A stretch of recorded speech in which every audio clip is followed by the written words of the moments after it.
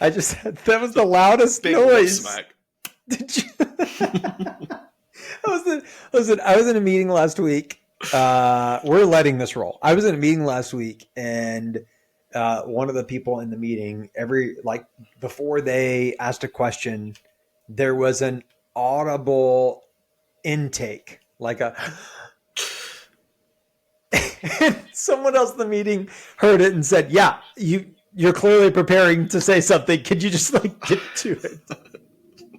Welcome to the RKD Group Thinkers Podcast. I'm your host, Justin McCord. With me is Ronnie Richard. I promise not to make a big lip smack as a part of the transition, Ronnie, today. Or not another one, I should say. Okay, I had to exhale there. Our guest today. Our guest today. Yes. Carlos Whittaker. I think you and I are fired up right now just because of the conversation we just had with Carlos. So for our listeners, he's an author, he's an influencer, podcaster, speaker, all that stuff. He has over 300,000 followers on Instagram, and he has such a positive, uplifting message, and I think that's what people gravitate toward. He just released a new book recently called Reconnected: How 7 Screen-Free Weeks with Monks and Amish Farmers Helped Me Recover the Lost Art of Being Human. And he just spoke at our event recently, and I love hearing him talk just because everything he says feels just so insightful and so impactful. And we talk about this a little bit on the episode, how disconnecting helped him. You just realize how better to connect with people, disconnecting from technology and social media. And I share that's a journey I'm kind of navigating for myself right now. And so it's just, I don't know, awesome stuff is all I could say. It is. It's just awesome stuff. I don't remember any other conversation that we've had in recording a podcast episode where I literally got chills, but I did in this conversation. And it's because of the authenticity in which Carlos lives out his life. And he had shared with me in preparation for the event, this powerful metaphor that he intended to show up as an inhaler for an asthmatic. That was what he wanted walking into the room. And he did that in droves. He did that, I think, for us today. And if you know Carlos or follow Carlos, I think that he does that quite often. And so one of my favorite conversations we've ever had here is Carlos Whittaker on the RKD Group Thinkers Podcast. So I want to know about little Carlos. Because I feel like I know who you are today. And I've been warned that I can't fanboy, and it's part of our conversation. But I feel like I know who you are today. But I'm curious about, let's talk about high school Carlos. Oh. And that version of Carlos and how that version has informed who Carlos is today. I did not know that I was going to be sitting in my therapist's office chair today. But let's go back to little Carlos and how... what happened to little Carlos has affected who I am. No, that's a great question, Justin. I love it. I think that high school Carlos, let's go to high school Carlos before we get to little Carlos. Mm-hmm. High school Carlos, man, was just trying to fit in, just trying to hang out with the popular kids, doing everything he could. High school Carlos was like this, young, light-skinned, Afro-Latino black kid in a 99.9% Southern redneck white high school that I was trying my hardest to dress like my friends, talk like my friends, like the same kind of music of my friends, all while having an afro, and they didn't know what to do with the afro on my head. Right. And so it's funny because I feel like a lot of my attempts at trying to fit in really inform kind of who I am today, seeing people that I know every single day are maybe they're trying to be on the inside of whatever subculture they're living in, but they're just not there.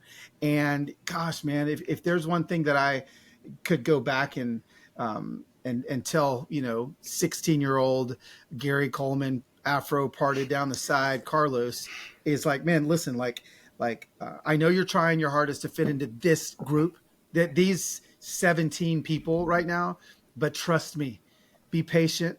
And by you seeing people just like you, you're gonna develop a tribe that you could never even imagine, never even fathom. And so, man, a lot of high school Carlos was just copy and pasting what his friends were doing so that he fit in. So you have such a strong sense of identity now. What were the formative points that moved you from identity chasing high schooler Carlos to like truly feeling like this is who I am and this is what my calling is? Yeah, it's a great question. Well, one in particular was, I think, after years and years, and even into young adulthood, of just trying to fit in. I mean, man, dude, I think back and I just laugh because I'm like, I tried so hard. Like I just tried. I look at, you look at photos of yourself, and I just think like, man, I was really trying hard to fit in with Nathan Brown, because look at how I'm dressed. I'm just like Nathan Brown. Oh my gosh, I was really trying. Look what I was listening to. And I think for me, actually, when life kind of came crashing down for me, when I had my first like panic attack, like legitimate, like earth shattering, future shifting panic attack at like 23 years old. I was actually like on stage in front of a bunch of people doing music, and had this horrendous panic attack. I thought I was having a heart attack. I got lightheaded, was about to pass out. And then for like, I don't know, like 3 or 4 months after that, I couldn't even leave my home. Like I was like home ridden. Like if I tried to back down the driveway, I like was stricken with panic. And so, life has a way of really kind of realigning what's important. And I realized in that season of like just kind of overcoming a lot of anxiety and stress in my life, that I think I was placing a lot of that on my own shoulders, by this like desire to fit in, and this desire to make sure that the world was going to accept me. And not that was the reason for my anxiety and my panic, but when and I think this is when it clicked for me, because I remember sharing. Now, again, remember, this is like baby internet era. Okay, so like we're talking about, you had to remember www before I had a blog. This was before social media. Like I was like, I was a blogger, and I would like write down like 2 or 3 paragraphs of my thoughts on my TypePad or WordPress blog every day, and I'd send it into the world, and I'll never forget. I was like 2 months into being home ridden because of my panic and my anxiety. And I started taking Paxil. It was just like SSRI, this like anxiety medicine. And I posted a photo of me taking it. And I just will never forget. I'll never forget the hundreds and hundreds of comments I got from people going like, oh my gosh, you have anxiety too? You do too? And suddenly, Justin, like, I started hearing from all these people that felt invisible, that suddenly me just being visible and being vulnerable and being authentic in a really crappy part of my life gave voice to a lot of people that didn't feel like they had a voice before. And so I think that was the first time that I felt like, wait a second, I think I can shift the narrative here. I think that instead of trying to fit in with the 17 people I'm trying to fit in with, what if I just try to see the 1,700 people that feel invisible? And then boom, it's like a thing started at that point, right? And then it just kind of began there. So I think that was, for me, a definite moment of clarity that maybe trying to fit in isn't the goal here. Maybe helping other people feel seen is. Wow. That's incredible. I think going from high school where, I think we all went through periods of trying to fit into the right clique, because in high school everything kind of sorts into certain boxes, right? And then you get out a little bit into college, then you get out into the world and you start to see that all that stuff doesn't matter as much. So a couple of the things that I took, so for our listeners, Carlos just spoke at one of our events and had some really powerful messages. And one of the messages I took was, don't stand on issues, walk with people. Yeah. And you were just kind of explaining that. Of take us through how you're starting to formulate this idea of it's okay to be different and let's talk to each other. How did that go from that moment to building out to where you are today? Yeah. I mean, I don't know if you guys want to go here, but let's just go here. So like it was, for me, it was, I'm going to say a word and everyone's going to feel like it's a cuss word, but the word is 2020. So it's 2020 and that triggers a lot of feelings for a lot of people. But I just remember that I had, remember I was blogger, Carlos, right? For a long time, I was blogging, and then I built this social media following, and a lot of my social media following in 2020 was like, look at this family guy. And like, you know, like he takes his family on vacations and vlogs it. And oh, look at the robins that are laying the eggs in his gutters. And he films that every day. Like, what a wholesome Mr. Rogers kind of dude. Like, this is awesome. And then 2020 happened, and I had the unction to post something that had to do with justice on my page. And I just will never forget. I posted a video, and the video was like, you know, how my white friends can help the black community or their black friends in this moment. I can't remember what it again was the most like vanilla Mr. Rogers kind of like, hey, everybody, like, let's talk about this. I wasn't calling anybody name. I was just kind of being, you know, well, I'll never forget. Overnight, I think I lost 1/3 of my entire followers on Instagram. And when they left, they let me know it. I mean, my DMs, they let me know it. And I just remember waking up the next morning to all these, you know, again, tens of thousands of followers were gone, and hitting delete on the video because I was trying to like, holy crap, like I gotta like save face. Like I gotta stop the bleeding. So I'm going to delete it and then apologize. Right. And this is the craziest thing. I went and I hit delete. And I don't know if Instagram even does this anymore, but at least in 2020, when I hit delete, another pop-up popped up on the screen that said, "Are you sure?" And I just remember that "Are you sure?" pop-up literally changed my life, because I said no. And I clicked no and I left it. And then because if I would have clicked yes, I may have gotten a few thousand people back. I would have, but I know that I wouldn't have been leading to the phrase, Ronnie, that you just talked about, don't stand on issues, walk with people, because I suddenly realized, wait a second, man, like people are really fired up and passionate about this. Like a lot of people that have followed me for a decade, have read my blog, they cussed me out on the way out the door. Like they really feel passionate. So I started to really speak into this. And I started to speak into the current cultural climate of 2020, things that were happening, but I did it in what I tried to do as a grace-filled way. I tried to have these hard, crucial conversations in a grace-filled way. And then a friend of mine, Mike Ashcroft, he gets all the credit for that phrase, because he told me, he said, Carlos, when somebody asks you where you stand on this issue, right? Because 2020 was the year of issues. Everyone had an opinion on an issue.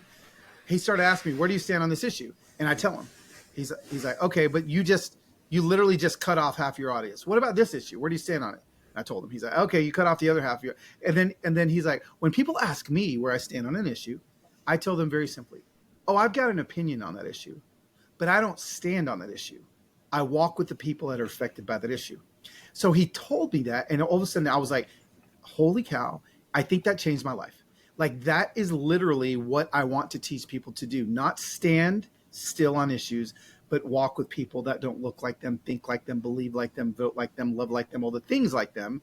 And that just felt so central to who I was, that became kind of my community's mantra, like our ethos, right? Like it is what we believed in. So I kind of, for about 2 years, built everything, all of my content, everything really around that phrase, and slowly but surely began to unpack What does that look like? And again, where I land now, I don't really say that phrase a lot.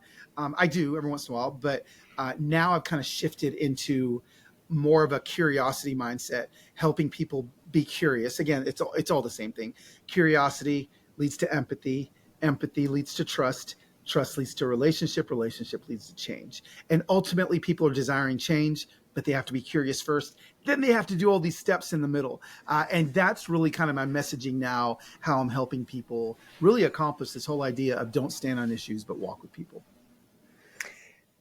It was a powerful moment when you shared that at our event. The entire 22 minutes was powerful. And you had shared with me beforehand from our first conversation, you said, I get it. I understand. I want to breathe life into the audience. I want to be the inhaler for the asthmatic. Yeah. And I want you to reflect on that, but I cannot have this conversation without interjecting what I observed in your vulnerability from our first conversation up until the shift. And that was you displaying and walking out your life and the loss of your father over that time period. Yeah. And I got to tell you, like, you were on my mind often as we built towards the event. Wow.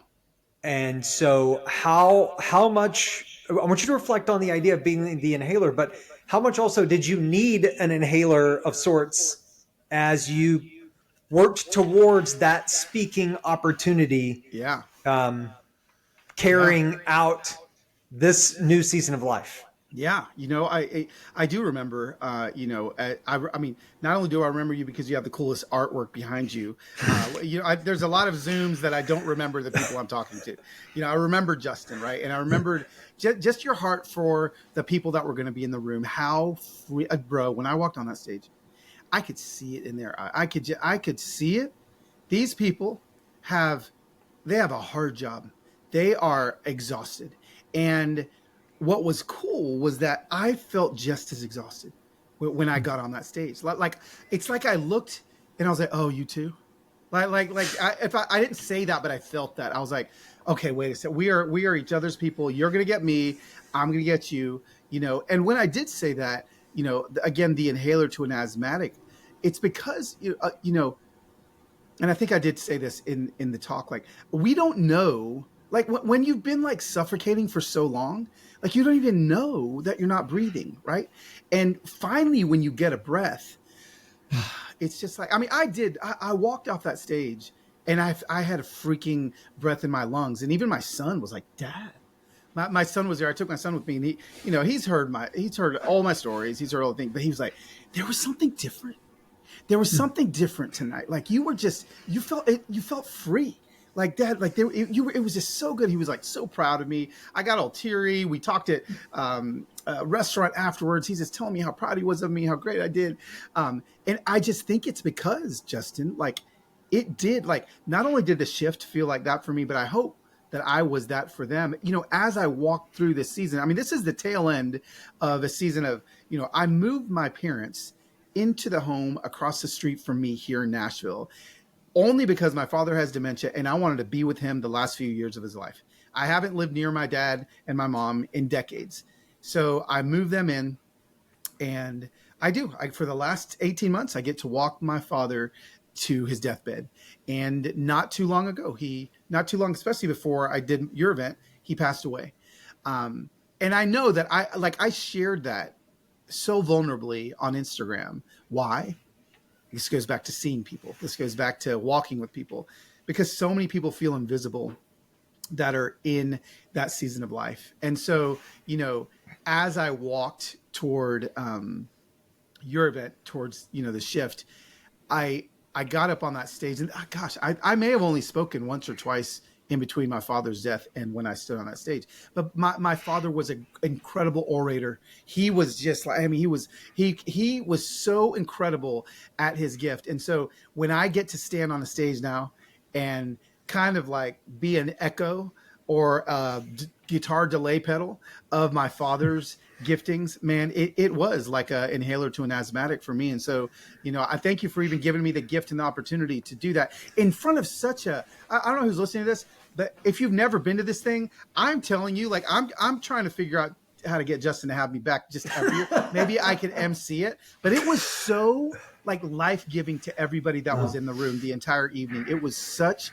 a freaking jolt of goodness. So thank you for doing that, man. God, are you kidding? Like, I have goosebumps all over my legs right now, Carlos. Like, just yeah, it was such a special evening, and there was something in the air. There was something in the air in the room. Yes, agreed. Absolutely agreed. Carlos, I want to back up a little bit and connect the dots a little here. So you're talking about seeing other people, walking with other people, understanding where people are coming from. And one of the big things that we see today is how social media divides us, right? Yeah. And so you wrote a book, Reconnected, and talked about this journey you had of disconnecting. Yeah.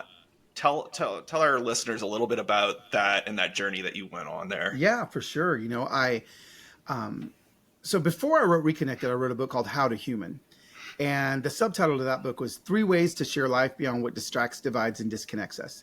And when I was writing that book, I felt like, okay, I think I'm like the right guy to write this, but I just feel like I hadn't really done it. Like, even when I finished, I was like, I'm talking about How to Human, but like, have I really figured out how to disconnect, figure out what's dividing us, walk it out?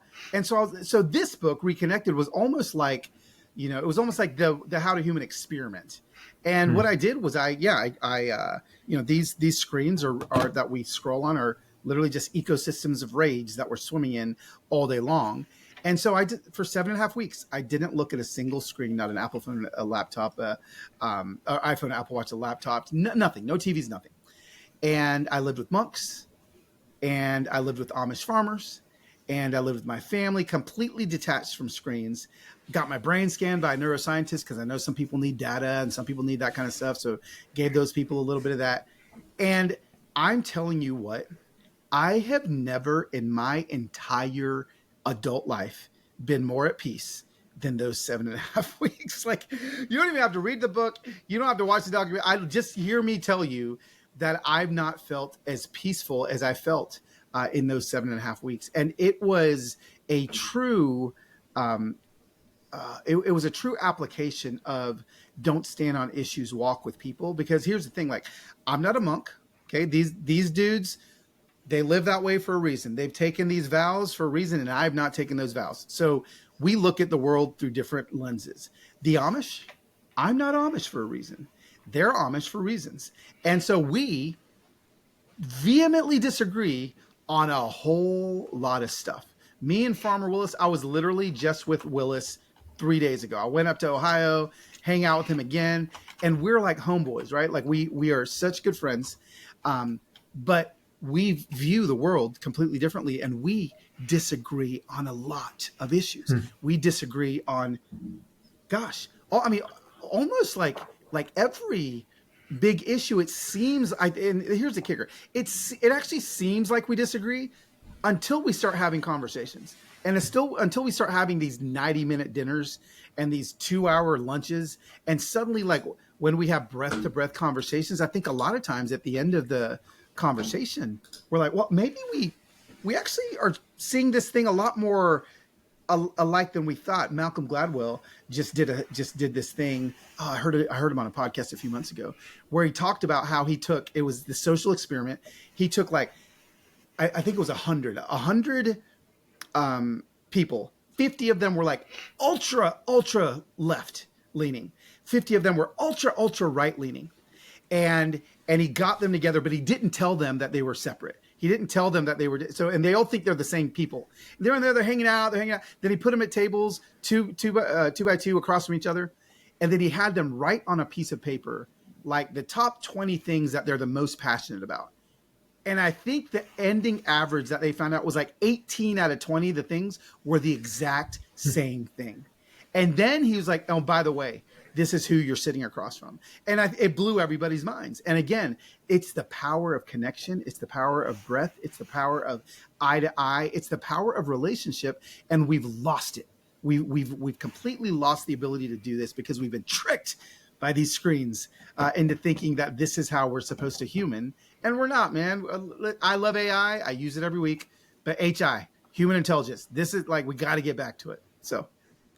Yeah, I thought that was really powerful. I wrote a LinkedIn post referencing your speech, and I had sort of been taking a social media detox of my own just naturally, and I hadn't even realized it had been 3 months since I had posted on LinkedIn, just because I've been trying to dial back a little bit. And so with you and your Instagram following, and obviously, you know, we're all in marketing, you have to promote things, right? Yes. How do you balance that struggle of being on social media but not over consuming it, because you know what you know now, right?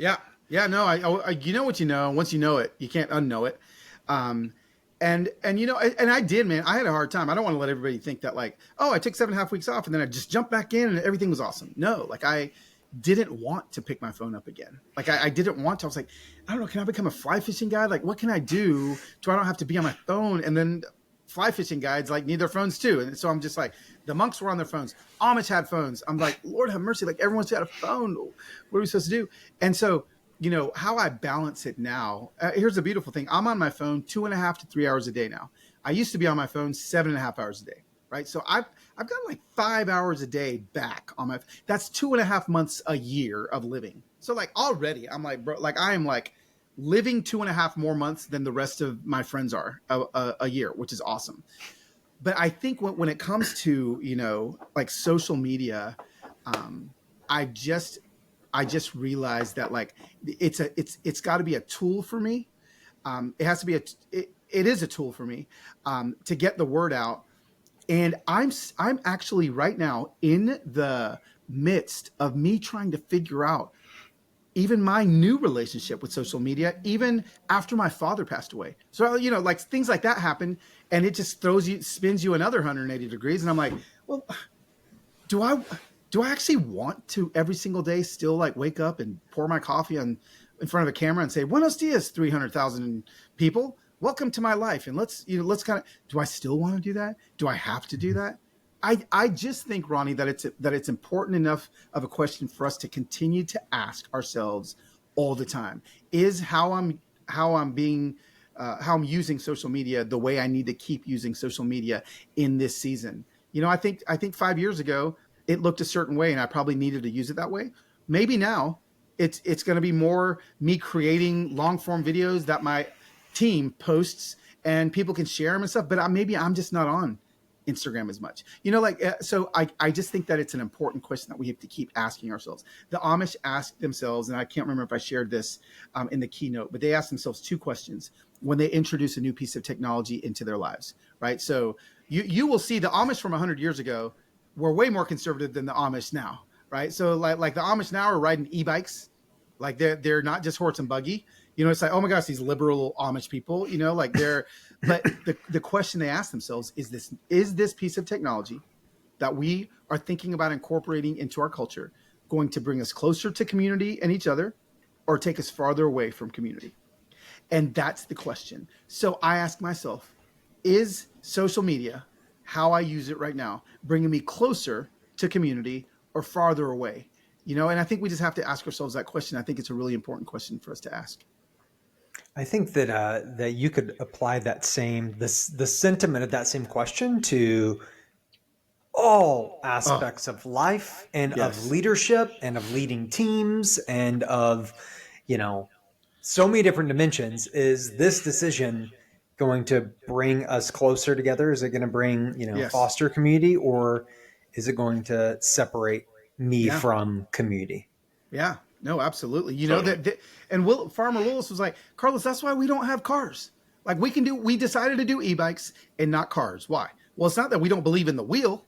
Obviously, we roll around on e-bikes, but a car is going to take us way farther away from each other. If Sally Smith's barn burns down, we're not going to be able to rebuild that thing in 48 hours if we're all across the country.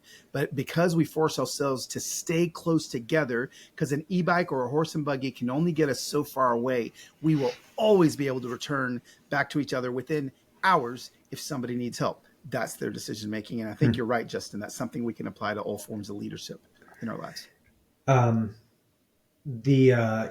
think of I connect so much of what you do to a version of mission and ministry, and the way in which you live your life, and so as someone that is so purpose filled, what breathes life into you? You spend so much of your time breathing life into others, whether or not that's the content that you create or the speaking that you do. What breathes life into you when you're not in front of the little red light? Yeah, no, that's great. I mean, my friends, and when I say that, I say that sometimes the word friends can just sound so, I don't know. For me, I've had a hard time making friends. I've had a hard time actually finding or being a good friend. And I've made a very intentional shift in my life the last few years to be a great friend to other people. And it's blown my world apart, I mean, in a great way, how like being an intentional friend to somebody else has created these incredibly great relationships for me. So like now it's like, I'm like, listen, I know some people like the only way they can find relationships because of some situation in their life is through their screens, through the little red dot. But breath to breath, face to face conversations with my friends Kettrick, Rob, Dan, like I've got them here in Nashville, and they do that. That's how I get refueled. And what we do are two things: I either fish with my friends, or I play pickleball with my friend. Those are like the two things that breathe life into me. And I do those things all the time. You will rarely see, unless I take one of my family members. If I'm on a trip somewhere, I always have my fly fishing rod in my suitcase. And I'll even, like, I've fly fished in the nasty canals in Dallas, Texas. Like that, like going through, like I will, if there's a tug at the end of my line, it's the drug for me. And I am like, I love it. So those are things that I do, to make sure that I'm feeling rested, make sure that I'm feeling refreshed. Isolation is one of the most dangerous things that can happen to any of us. And so, my big thing is for community, and community doesn't have to be 1,000 people. Find yourself 1, 2, or 3 people that can breathe life into you. And that's what really breathes life into me. So I got to tell you, we have our weekly team meeting, and thinking of this. Every week as a part of our team meeting, the last thing that happens is we have what we call the fourth question. I don't even remember what the first, second, or third questions were, but the fourth question, it's a rotating host, and they just get to ask something about, whatever they want, want the fourth question to be that week. And today, Grace, who you met backstage at the shift, Grace, her question was, what's one hobby that you would like to, to spend more time on? And something that you've never invested time in that you're interested in. Ronnie's answer was pickleball, and my answer was fishing. Oh my God. So here we are. Like the three of us are about to take a 5-day pickleball fly fishing vacation. That's what. Now here's the I'm going to add one dimension, because you're a Nashville SC season ticket holder. Yes, I am. I'm an FC Dallas season ticket holder. Oh, okay. And Ronnie is very anti-soccer. So we got to get him on our trip. Yeah. We got to work in a couple of soccer matches to help all it's going to take. I don't know, Ronnie, if you've been to a soccer game with Justin, with Justin, but I think that's all it's going to take is he needs to go with us, and then we can teach him the songs. He can, he can have the scarf around his neck. He'd be all in real quick. That's it.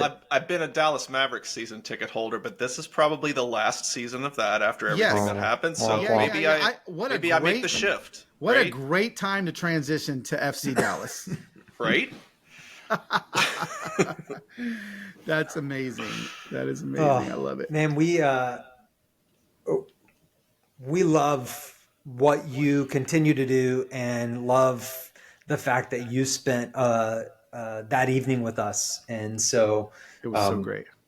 It was. It was so great, and so we're just thankful and full of gratitude for the work that you continue to do. And I hope that you realize that that all Arcadians will continue to edify Carlos's work. Let's go. And we're just we love that there are people like you that do what you do, man. Wow. Well, just allow me to be a honorary Arcadian the rest of my life, and I'm good. Deal. We'll get you a little red pen. Deal. Give me a We'll little work it pen out. or something. Yeah.